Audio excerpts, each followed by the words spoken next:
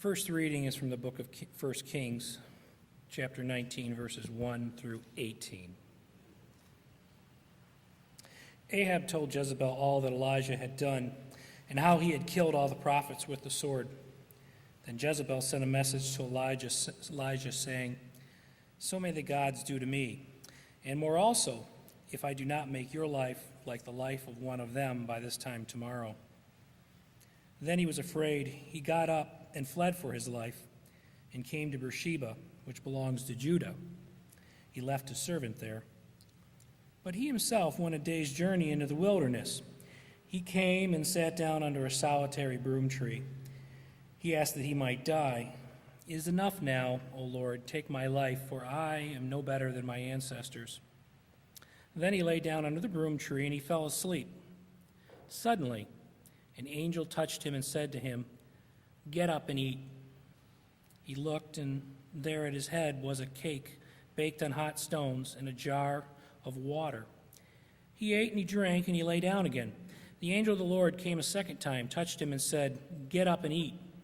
Otherwise the journey will be too much for you." He got up, and he ate and he drank. Then he went in the strength of that food 40 days and 40 nights to Horeb, the mount of God. At that place he came to a cave and spent the night there. When the word of the Lord came to him, saying, "What are you doing here, Elijah?" he answered, "I have been very zealous for the Lord, the God of hosts, for the Israelites have forsaken your covenant, thrown down your altars, and killed your prophets with the sword. I alone am left, and they are seeking my life to take it away." He said, "Go out and stand on the mountain before the Lord, for the Lord is about to pass by." Now there was a great wind, so strong that it was splitting mountains and breaking rocks in pieces before the Lord. But the Lord was not in the wind, and after the wind, an earthquake, but the Lord was not in the earthquake. And then after the earthquake, a fire, but the Lord was not in the fire, and after the fire, a sound of sheer silence. When Elijah heard it, he wrapped his face in his mantle and went out and stood at the entrance of the cave. Then there came a voice to him and said, "What are you doing here, Elijah?" He answered, "I have been very zealous for the Lord, the God of hosts, for the Israelites have forsaken your covenant, thrown down your altars, and killed your prophets with the sword. I alone am left, and they are seeking my life to take it away." Then the Lord said to him, "Go return on your way to the wilderness of Damascus. When you arrive, you shall anoint Hazael as the king of Aram. Also you shall anoint Jehu, son of Nimshi, as king over Israel. And you shall anoint Elisha, son of Shaphat of Abel-Meholah, as prophet in your place. Whoever escapes from the sword of Hazael, Jehu shall kill. And whoever escapes from the sword of Jehu, Elisha shall kill. Yet I will leave 7,000 in Israel, all the knees that have not bowed to Baal, and every mouth that has not kissed him." The word of the Lord. Thanks be to God.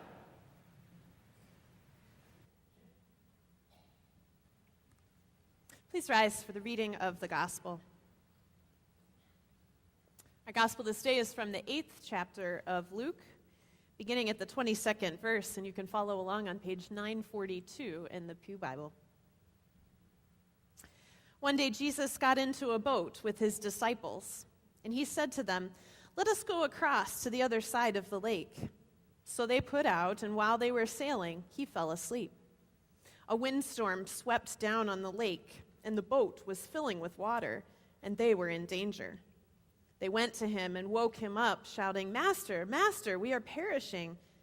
And he woke up and rebuked the wind and the raging waves. They ceased, and there was a calm. He said to them, "Where is your faith?" They were afraid and amazed, and said to one another, "Who then is this, that he commands even the winds and the water, and they obey him?" The gospel of the Lord. Thanks be to God. Please be seated.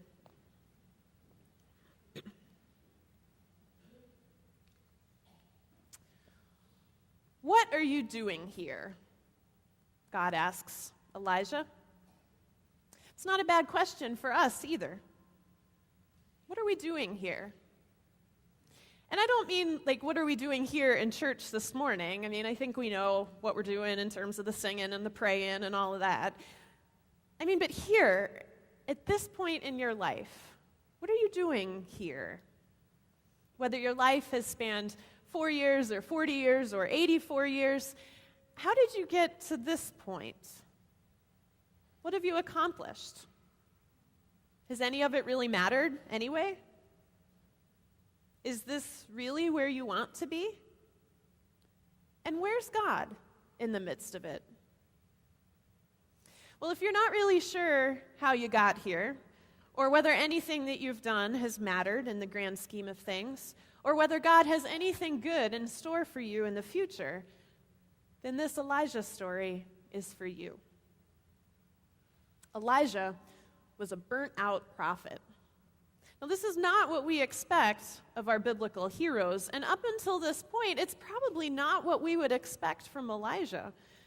After all, he's at a high point in his career, having just witnessed his God, the God of Abraham, Isaac, and Israel, dramatically win a showdown on Mount Carmel against the god of Jezebel, Baal. The drought that has gone on for so long has finally ended.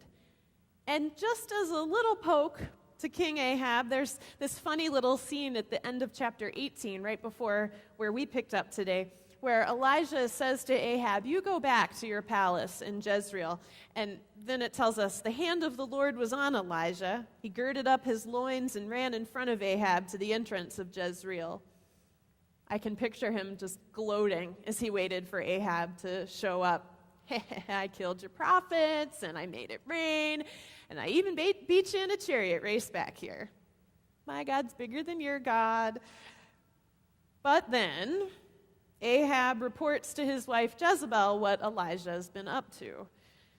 She is less than pleased to hear about this turn of events. And in this wonderful line, she refers back to the slaying of her prophets as she declares to Elijah, "So may the gods do to me, and more also, if I do not make your life like one of them by this time tomorrow." In other words, you're in trouble, buddy. I'm going to get you. And what Elijah does at this point appears to be a complete 180. This confident, victorious prophet suddenly becomes an exhausted, fearful prophet. He takes off running all the way from Jezreel to the southern city of Beersheba, a distance of about 100 miles, which may not seem like very much to us, but it was an enormous undertaking in a world of foot travel. And then once he gets there, he leaves his servant behind and continues into the wilderness alone, a full day's journey. And he sits down under this solitary bush, and he asks God to just let him die. What drove him so far away from where he'd been? Was it simply fear? Maybe. Fear can be a really powerful motivator. Perhaps the reality of what he'd just done in that bloody contest on Mount Carmel was just starting to sink in. He'd gotten exactly what he'd wanted, but he had no idea what he was supposed to do next. Maybe he was just tired of being a prophet. Thanks for this call and everything, God, but I'm about called out right now. Well, whatever it was that got him there, Elijah had had enough of it. "It is enough," he says. He asks God to just let him die. Instead, he falls asleep. Now, those of us familiar with clinical depression may recognize this as one of the signs. Many times, it's really tough for a depressed person to be able to get out of bed in the morning. The eyes open and the brain says, "You aren't up for this. Just go back to sleep." Only in Elijah's case, God would not let him sleep. Tap, tap, tap. The angel pokes him. Tap, tap, tap. The angel says, "Get up. Have something to eat." And Elijah looks and he sees this little pancake and a jug of water, and after he eats a little bit, goes back to bed. Tap, tap, tap. This was a persistent angel. Get up and eat. Otherwise, the journey will be too much for you. Another journey? But Elijah does it. This provision of bread and water allows space for Elijah to simply stand still after the frantic flight from Jezebel. It's sort of his own personal Lent, 40 days of full consciousness in the wilderness, rather than the endless sleep that he so desired. But with those 40 days of forced rest and retrospection, Elijah is now ready to encounter God. Well, almost ready. God sends him to Horeb, the Mount of God, which is also known as Mount Sinai. Anyone remember what else happened on Mount Sinai? Anybody? Yes. Yes, you win the prize, and I'm glad somebody was paying attention in Sunday school and confirmation. That is where Moses got the 10 Commandments, where Moses communed with God, saw God's backside, received those commandments, and it's the same mountain, too, where Israel entered into covenant with God. So there's some rich history to this place that lends some additional meaning to Elijah's encounter. This is the place where God's people have been called and sent. Surely this is on Elijah's mind when he's hiding in his little cave on the mountain and God says to him, "What are you doing here, Elijah?" And Elijah gives this wonderful self-centered response, "I'm the only prophet left, God," apparently forgetting he was not, in fact, the only prophet at the time. "Everyone but me has forsaken God," apparently forgetting that back on Mount Carmel, a whole bunch of people proclaimed God to be God, and now they want to kill me. And God realizes, listening to Elijah, that standing around chatting with him is probably not going to bring him out of this funk. So he tells Elijah to go out and stand on the mountain before the Lord. Elijah does not follow these instructions. After all this, he's still like, "God, just leave me alone. What more do you want from me?" So he stays put in the cave. But even there, Elijah couldn't miss the commotion outside. There was a great wind, so strong that it was splitting mountains and breaking rocks in pieces before the Lord. But the Lord was not in the wind. And after the wind, an earthquake. But the Lord was not in the earthquake. And after the earthquake, a fire. But the Lord was not in the fire. And after the fire, a sound of sheer silence. Now, the original Hebrew is a little unclear there as to what exactly Elijah heard or didn't hear at that point. Our translation, the NRSV, says it was a sound of sheer silence. The King James Version has that familiar phrase, "a still small voice." The Common English Bible puts it this way: after the fire there was a sound, thin, quiet. Whatever it was, it seemed to suggest that the Lord was there and that it was time for Elijah to come. And it was in that quiet, still place that God revealed himself and his intentions for Elijah. Elijah's work is not done. To be sure, the tasks ahead will not be easy.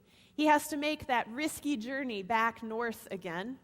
He has to anoint a new king and commission Elisha to be a prophet too.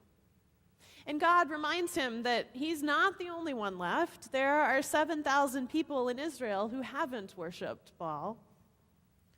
God's work is not done, and Elijah's isn't either. This is probably not what Elijah wanted to hear at this point, but it is what he needed. He comes down off the mountain and he returns to ministry. In many ways, this is a resurrection story, as Elijah passes from his own wish to die to his willingness to live. It isn't easy to move from death to life. But as Elijah does, he is given provisions that are strengthening and sufficient. God is with him, even in the midst of his deepest, darkest wilderness place. And God will continue to be with him as he fulfills his tasks. So what are you doing here? Are you tired? Burned out?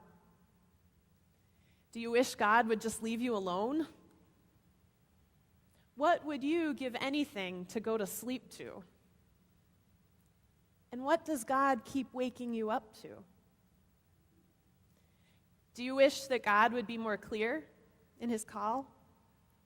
Do you have trouble sometimes hearing his voice, feeling his presence?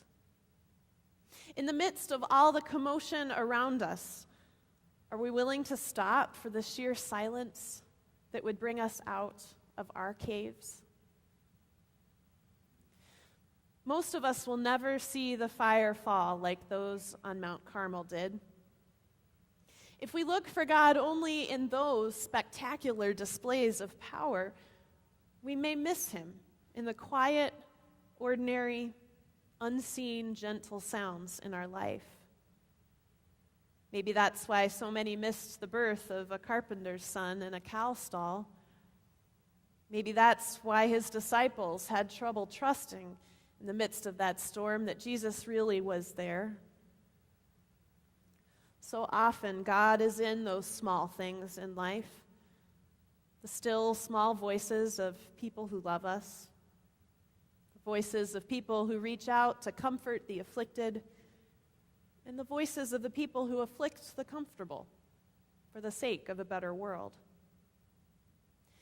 God is with us, still speaking among the quiet voices among us. God is calling us, offering strengthening, sufficient provisions to see us through our tasks. God is reaching out to all who are worn out, sometimes poking, sometimes prodding, but always offering new life and a new sense of purpose. God is at work in us and through us, assuring us that what we are doing here matters. God's work with us is not done. Amen.